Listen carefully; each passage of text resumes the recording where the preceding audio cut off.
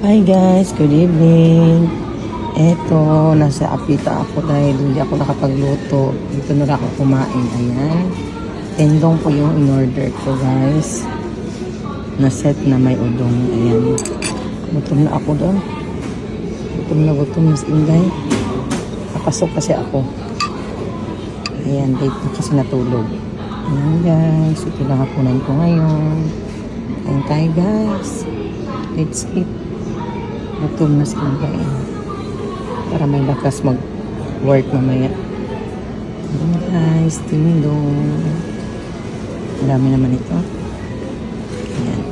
Thanks for watching. Kain na tayo.